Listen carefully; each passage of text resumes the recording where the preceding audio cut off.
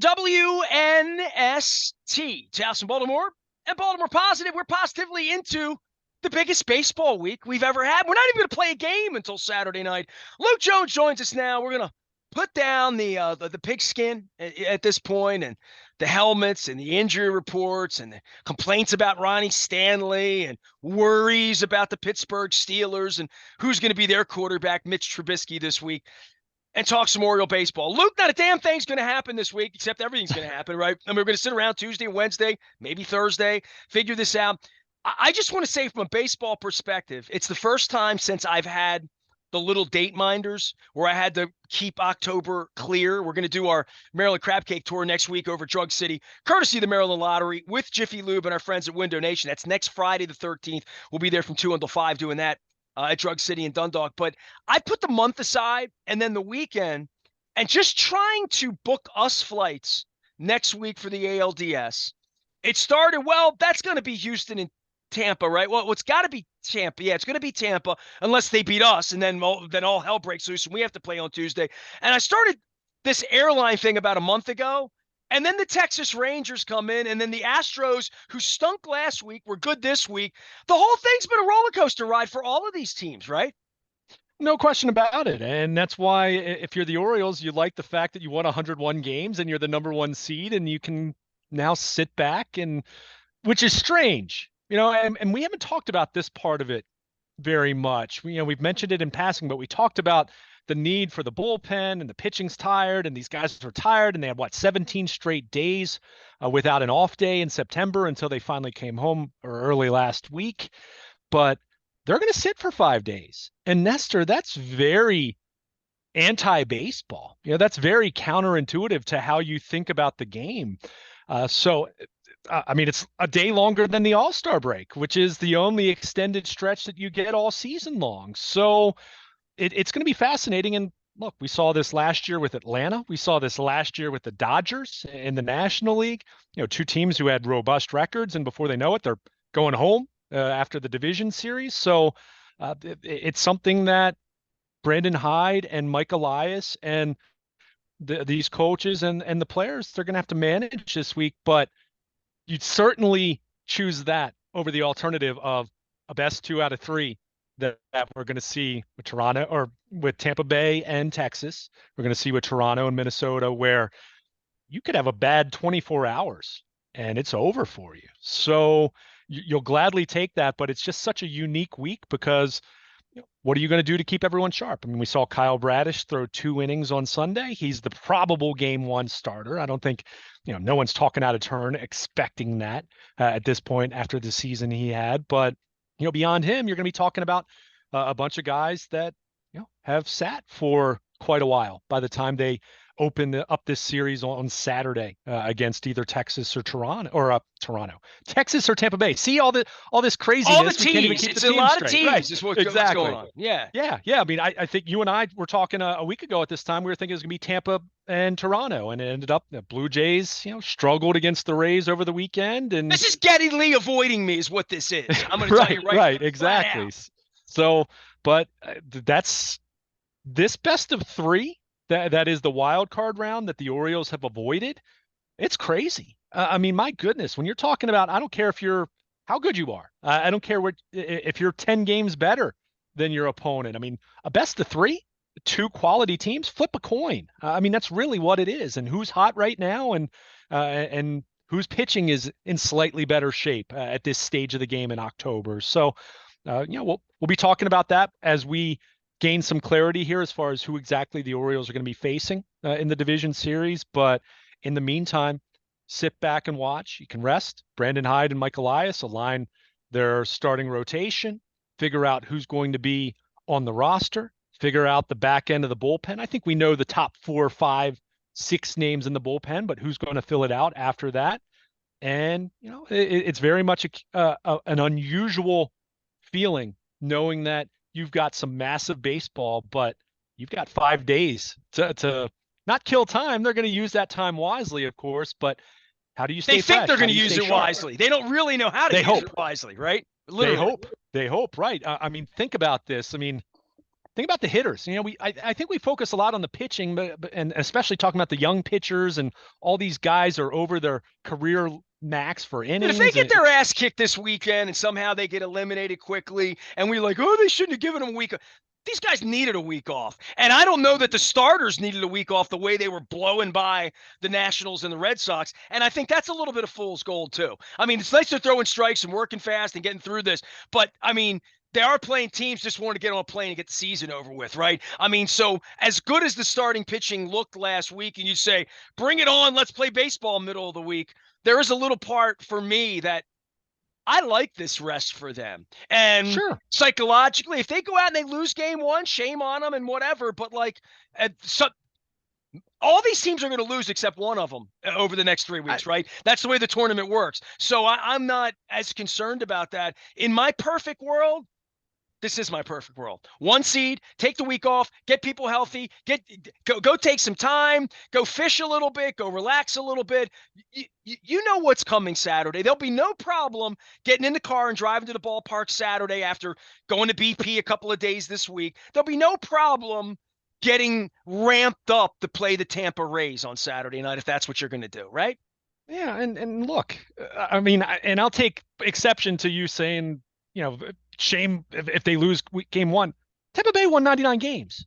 The Texas Rangers, for a large stretch of the season, look like they might be the best team in the American League. So, I mean, I'm just not going to blame it on 3 days off this week. Right, I'm not going to blame it on that and say, oh, they got stale. Well, if they got stale, shame on them. Like, they should have this should be about rest and about getting your head together to go play for a month and play hard and to play the way they've played, the way they've been capable of playing, the way they played every day for 6 months. They don't lose series. They don't get swept. They don't lose 2 in a row. They have all of these, and they have the pedigree to go after Tampa. They're going to be rested. Tampa's not if they get here. And Tampa and Texas might run each other ragged through Thursday night, right? Like, that could easily happen. So one of these series is going to be one of those, right? Yeah, I mean, you just don't know what's going to happen. People don't want to hear this because everyone wants to think that their team's in control of their destiny and like, oh, we're so great, we can't be beat. Just look at the LA Dodgers over the last 7 years. I've used that example how many different times, Nestor? I mean, they have dominated the regular season and they have one World Series to show for it. The point is not that the Dodgers are these choke artists or that they've done something wrong in October. It's that it's really tough to do. And the reality is all these teams are good. And there's, it's still a crapshoot at the end of the day. That's why the best part about this week is the Orioles avoided a best of 3. The rest, sure, we can talk about that in rust versus rest. And you want to make sure that these guys who are used to hitting 95-mile-per-hour pitching don't sit too much. They need to stay sharp. Pitchers, same thing. They need to stay sharp. But the real benefit isn't as much the rest. Sure, we can debate that, and that can benefit in some ways. But the real benefit is avoiding playing a best of 3 series because we just know the random event that is. You could talk about the Orioles avoiding sweeps, and they've been amazing avoiding sweeps, but they've lost series to bad teams this year. The Rays have lost series to bad teams this year. Texas has lost series to bad teams this year. It's baseball. So the point is you want to avoid that wild card round entirely, and the Orioles did. And that right there puts them ahead of the game. That puts Houston ahead of the game. It puts Atlanta ahead of the game and LA ahead of the game because you avoid that best of 3. But on the flip side, there is that very unnatural idea of a bye in baseball that, we've only seen now, this is the second year for it, not counting the weirdness of 2020 with the expanded playoff field and everything. But there were no byes that year, if you recall. So it's different, but you want to get the rest. You're going to try to play inter-squad games and sim games and live BP and things like that over the course of the week. And then we'll see how it plays out. To your point, you hope Tampa Bay, if you're an Orioles fan, you're hoping Tampa Bay and Texas beat the heck out of each other for 3 games, meaning bullpen overworked and high-scoring games. And, they burn through their top 3 starters and all of that. If you do that, then, yeah, you're feeling good about the Orioles. And you're feeling really good about Kyle Bradish and Grayson Rodriguez and John Means. You mentioned the starting pitching. The one thing I'll say, John Means pitching the way that he has since returning from Tommy John surgery, he's looked a lot like John Means. Now, that doesn't mean Cy Young or anything like that, but it gives the Orioles another viable starter. in this rotation. That on August 1st, when they're out looking for Flaherty and trying to deal for Verlander, Scherzer, like whatever it was going to be, have we said, don't worry, John Means going to come back. He's going to make 3-4 starts in September. He's going to carry a no-hitter into the city, like all of that. That if John Means had done this all year, they might have won 108 games, right? Literally. Right. Sure. And you just said it. I mean, and I'll also say, and I'm glad you mentioned this because I wanted to at least mention this in passing. Go take a look at some of the pitchers that were dealt at the trade deadline. Jack Flaherty wasn't the only one who struggled. Lorenzen, he threw the no-hitter for the Phillies. Go look at what his ERA was after that the rest of the way. I mean, to the point where I don't know how he's going to fit into their postseason plans. Dylan Cease, there was so much talk about the Orioles trading for him. Go look at what his record was, what his ERA was the rest of the way after the trade deadline. Jackson Holiday for him. Stop. But we've talked about this. That's why I've said, and it's no fun. And everyone's, you're just being a wet blanket about the trade deadline. More often than not, most of those deals end up either not moving the needle, or in some cases, they end up being a negative. Jack Flaherty, I mean, at this point, I don't know if he's even going to be in the bullpen on this postseason roster. I mean, that's just where they are. But there are other teams that made deals that didn't work out too well either. So, you're trying to project something that at the end of the day is going to be an unknown. And just like the Orioles were hoping Jack Flaherty pitched well and he did it, on the flip side, they had no reasonable expectation that John Means was going to come back and look like John Means. Not saying I thought he pitched poorly, but I didn't think it'd look as good as it's looked. And I think what's encouraging about it, Nestor, is I would say for the most part, maybe this last start be tough to say it was as good as he was in Cleveland, but for the most part, you feel like he's gotten a little bit better with each start too. And, from his first one when he came back, which was solid, it was okay, against what, the Cardinals, I guess it was. But, he's looked a little bit better and the velocity's ticked up a little bit, a little more swing and miss. He's dumped in some breaking balls, which that was never his biggest strength. I mean, he's always been fastball change. I mean, that's really been Means' bread and butter. I mean, that changeup has been his best pitch, from over the course of his tenure with the Orioles. So, but you get a guy who, at this point, I mean, he's going to be in the postseason rotation. Is he going to start game 2? Is he going to start game 3, game 4? However they want to arrange their starters. We'll see how it plays out. My only assumption at this point, and Brandon Hyde didn't confirm this over the weekend, but my assumption is Bradish is going to start game 1. I don't think it takes a rocket scientist to think that, but how do they want to, where do they want to slot Grayson Rodriguez in? Where do they want to put Means?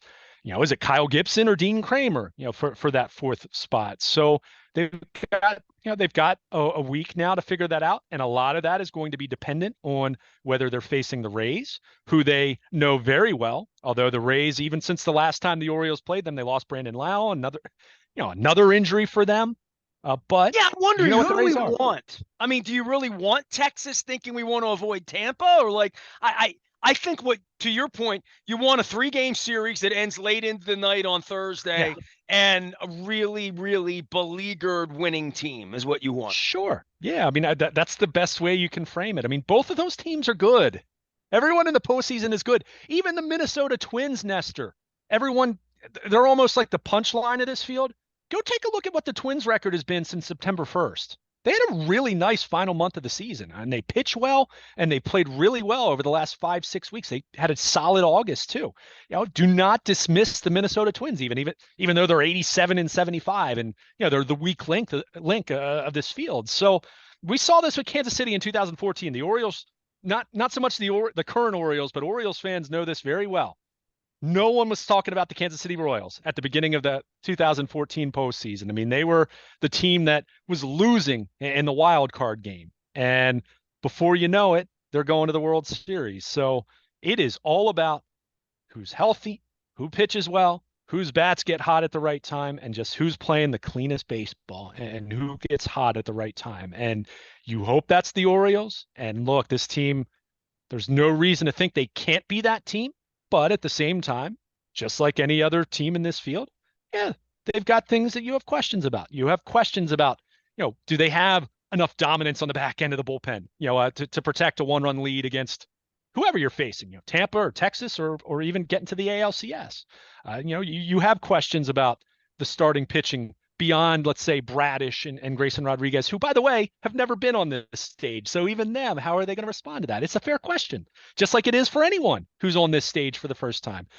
And the offense, we saw an offense that was felt a little more hot and cold in September, right? They had some stretches where they mashed the baseball, but they also had some stretches where they struggled to score runs. And I don't care so much about over the weekend against the Red Sox. I mean, those are spring training games. I mean, they were playing out the string the last 3 games. Brandon Hyde's primary objective was to get some bullpen arms some work and to not get anyone hurt over the final weekend. And they accomplished that. I called it pumpkin baseball, not grapefruit, just sort of the pumpkin league. Right. Yeah, exactly. There you go. So not so much that, but they did have some periods of time over the last 3-4 weeks where the offense was up and down. So you hope that they have an up phase as they get into the division series. So it's a lot of excitement, a lot of unknown, and it's going to be a lot of fun. And look, 101 wins, best regular season Orioles team since 1979.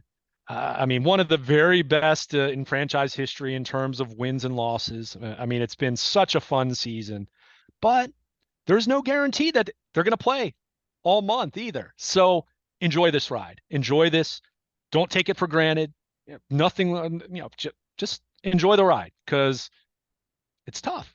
Playoff baseball, I mean, this is a young team at the end of the day. And that's not to say that I don't think they can handle it. But to your point, there's only going to be one team happy at the end. And we know that. We've talked about that for years with the Ravens in the playoffs and how that can go, especially how it's gone even in the Lamar Jackson era specifically. So, it's about that time. And we've talked about this. We've daydreamed about this, my gosh, for a few years with this current era with the rebuild and Mike Elias and all of that. It's here. The time's now for them to try to seize the moment and take advantage and see if they can bring a World Series back to Baltimore for the first time in 40 years, which just to be able to say that, it's very rare when we've even been able to talk about that over the last 40 years. A few times you can count on one hand and have fingers left over. That's how rare it's been. So enjoy this moment, but also realizing that, hey, this could end very quickly, or it could be that magic ride, not until late October, but even early November. All right, so Luke, because we're new at this postseason baseball thing, bring everybody up to speed on when we'll know if Jack Flaherty's on the roster or what the edges of the roster are going to look like, and concerns on the edges of the roster. To your point, Means is going to be on the team. That's going to push somebody off that wouldn't have a month ago. We weren't even talking about this. And you reset, right? Like players that play this week, next week, ALCS, you play the Twins or whatever. It'll be different, correct? Yeah. You set a new roster for each series. They don't have to do it until that day. I mean, it comes from your 40-man, though, right? And Jorge Lopez was famously not available, right? Because they dealt for him too late. Right. And anyone that's not in your basically, look, it's technically your 40-man roster, but basically the practical rule is every team has guys on the IL, right? Every team has injured players, and even if it's someone that's not on your 40-man roster, like Heston Kjerstad was a good example of this. And look, is he going to be on the roster or not? We'll find out. But because you're in a position that you have injured guys, and Felix Bautista is an example of this. We finally learned over the weekend that he officially is going to have Tommy John and not going to pitch. No one was really expecting him to pitch. It was a pipe dream all along, as Mike Elias said.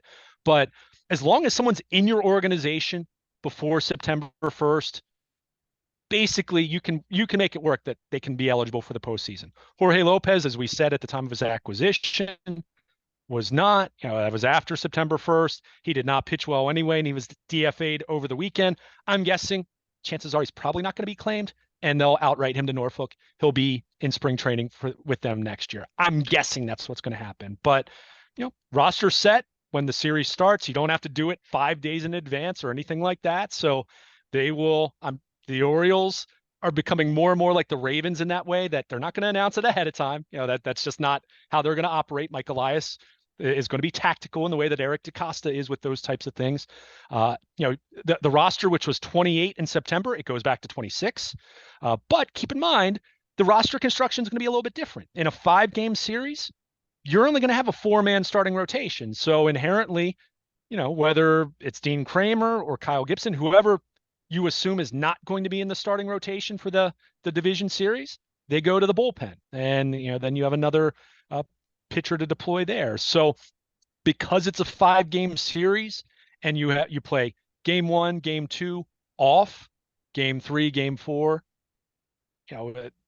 you have some off days built in here. So are you going to have a typical bullpen during the regular season? For the most part, the Orioles went 13 and 13, 13 pitchers and an 8-man bullpen. I'm not counting when they went 6-man rotation. So are you going to have that big of a bullpen, knowing that odds are whoever that 8th guy is, that, or heaven forbid, if you have 9, is that guy really going to pitch? Unless the game's 10-0, that guy's probably never even going to be in consideration to pitch. So, do you want to go with a couple extra position players? So, these are the things that every team weighs. And the wild card series is even more dramatic in terms of it's a 3-game series. So how do you want to structure your roster with just the 3-game series, even though there's no off days in between those 3? So, we're going to see how it plays out. I think, roster concerns or questions on the edges. My question for them position player wise is, is Heston Kjerstad on the playoff roster, or do you go with someone like a Ryan McKenna, speed and defense off the bench? Mateo, we've talked about the fact that he's been an Oriole for the last 2 months with this in mind, with him being on the postseason roster, because we know he hasn't played very much otherwise. So, you weigh those decisions, but on the pitching side, I think you look at where they are with their bullpen, and it did come into focus a little more this past week. Tyler Wells looked really good coming back from Norfolk. He's going to be in the bullpen. Obviously you have Cano, you have CNL Perez, who you hope Sunday was an outlier. He couldn't throw strikes on Sunday. Kind of looked like the Perez we saw in the first half of the season. So you hope, just being a meaningless game, that it's not a big deal. But DL Hall, Jacob Webb, I mentioned Wells, Danny Coulomb, of course. And, then you get down to, okay, for the sake of this discussion, I'll say that Gibson's their number 4 starter. That puts Dean Kramer in the bullpen. It could be the other way around. And then you kind of come down to that last spot, presumably the last spot in the bullpen. Do you go with Fuji, thinking, if you get to a point where it's game 3 and your starters haven't gone very deep and guys are already tired, and you roll the dice that you get the good Fuji out of the pen because you need someone who can strike someone out? Or do you go with a Jack Flaherty and see if he can be better out of the pen? I don't know. A week ago, I would have thought the Flaherty idea in the bullpen had some appeal, but the Orioles didn't really proceed in a way that made you think that that's something that they were excited about. You didn't see him pitching. How are you going to get excited about bringing him into a 5-4 game in the 7th inning? I with understand the season that. on the line. I mean, I just don't think he's a guy that, especially coming out of the bullpen for guys who aren't bullpen guys, right? Like, psychologically, this is something I learned covering baseball 30 years ago. Guys that are starting pitchers, when you put them in a position, and Tyler Wells would be a good example of somebody that they took 2 months working on him to make sure that if they call his number on Sunday, they're getting what they think they're going to get out of him, right? These are smart guys. The guys that run this team are smart. No, I hear you. At the same time, Zach Eflin pitched really well for the Phillies out of the bullpen last year and still parlayed that into the contract he got with the Rays to be a starter. Some guys can do it. Other guys couldn't do it. Yeah. Right. And let's be clear. I'm not saying that I have a high degree of confidence, or a week ago that I had a high degree of confidence in Jack Flaherty in that role. I was looking at him as a wild card because the thing that I just rang off all those names. They don't have guys who strike people out, and you're playing close games in October. And when you're playing 1- and 2-run games in the 7th, 8th, and 9th inning of postseason games, you got to miss bats. Mm-hmm. So now it was good to see Cano strike a few more out over the last week. Maybe he's kind of gotten himself back in a swing and miss mode with some of his stuff. Tyler Wells did strike some people out. DL Hall's got an arm to do it, and certainly he's capable of doing it, but, he's a rookie, so, I mean, that's a fair question. You have to question it. Felix Bautista, even with a torn UCL, is not walking through that door. We know that officially now. So you're missing that. And that doesn't mean they can't win. That doesn't mean they can't be successful. That doesn't mean they can't get to the World Series. But if you're asking me to kind of size up and handicap the teams that are best equipped to make a deep October run, typically it's having relievers who can strike people out. And the Orioles, they have a couple guys who can do that. Jacob Webb has missed, a good number of bats since he came over in early August. But that's where I do have some fascination. Maybe, all right, let's say it's not Jack Flaherty. Dean Kramer. Kevin Gausman in 2014 was a starter until the postseason, and then they put him in the bullpen. People kind of forget because they had Britton and Andrew Miller and Darren O'Day and Brad Brock and even Tommy Hunter.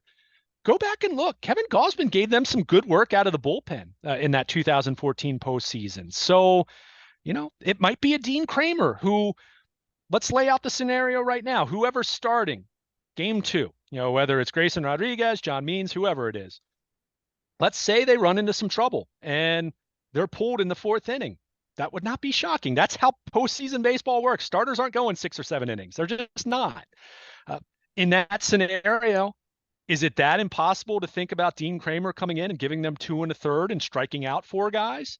I tell you, if he can do that, boy, that helps their chances in terms of making a deeper October run. So, you do have to be, creative in your thinking. And that you're right. You're absolutely right, Nestor. I agree with you. Not every starter can do that. And certainly I'm not suggesting Dean Kramer is going to be a guy that's pitching back-to-backs and pitching the 9th inning or anything like that. But if you can identify a starter that can kind of be a swingman for you, especially knowing that playoff baseball is handled so much differently from a pitching perspective, knowing that suddenly the 4th, 5th, and 6th innings are viewed in a different way than you view them in August or in June, it very much does become interesting to see if, Dean Kramer, who can strike people out, he strikes people out as a starter, put him in a shortened up role that he might be able to contribute 2 good outings for you in the division series, if it goes 5 games, let's say. So, those are the things that you're weighing right now. And I think you're Mike Elias and Brandon Hyde. Certainly you have, you have to wait, and you're projecting right now, okay, what are the matchups? What are going to be our best matchups against Texas? What are going to be our best matchups against the Rays? Who's more right-handed? Who's more left-handed with their lineup? I mean, you're looking at all these different things, and you're looking at all the splits and all the numbers, but, a lot of it's still going to come down to who was throwing well at the end of the season and who's throwing well coming out of the gate. Who's going to throw well after a 5-day break? We've going back to that notion. I mean, there are a lot of variables at work here, and that's why it's so difficult to predict. It's why in baseball, quite often, I don't want to say rarely, but quite often the best team doesn't win. And that's not to scare Orioles fans here or to say that I think they can't win, because I think they can. But there's a lot at work here, a lot of moving parts and so many guys who, quite frankly, haven't been here. And that could be their advantage, mind you. How many times have we said all year that maybe these guys are too young and just ignorant enough to not realize that they're not supposed to be this good this soon. Maybe they can carry that over to October. I mean, my goodness, how much fun would that be? So it'll be interesting to see how this plays out. But between now and Saturday, a lot of decision making, a lot of options to weigh in terms of how they want their roster and their pitching staff to look. And a lot of baseball to watch as we get ready for the Rangers and the Blue Jays. And then over on the other side, the Astros sit around and wait after what was a choppy year for them. We will be playing baseball here on Saturday afternoon, I guess, if Billy Joel's going to play Saturday night. Stevie Nicks. We'll learn more about that during the course of the week. Any breaking news, you get it first on the WNST Tech Service, brought to you by Coons, Baltimore Ford Security Boulevard. Dennis will be here on Thursday from 3 until 5, and again on Sunday morning before the Orioles game, I'll say on Sunday, and before the Steelers game, because the Orioles and the Ravens are both going to play on Sunday. That much I'm pretty sure of. The other part about this is rain and weather and domes and moving pitching and late night games and all the wackiness that the baseball playoffs seem to always sort of bring at some point. Weather, and it gets colder as the month goes along as well, although it's going to be 80 around here this week. Would have been nice to play wild card games here this week, but it's even nicer watching others play. He is Baltimore Luke. You can find him at Baltimore Luke on Twitter and Facebook and Instagram and all those places. I am me out on all the places in social media that you can find us. We're going to be doing the Maryland Crab Cake Tour, courtesy of our friends at the Maryland Lottery and Window Nation and our newest sponsor, Jiffy Lube Multicare, next Friday, the 13th. It's not bad luck. It's the day before my birthday.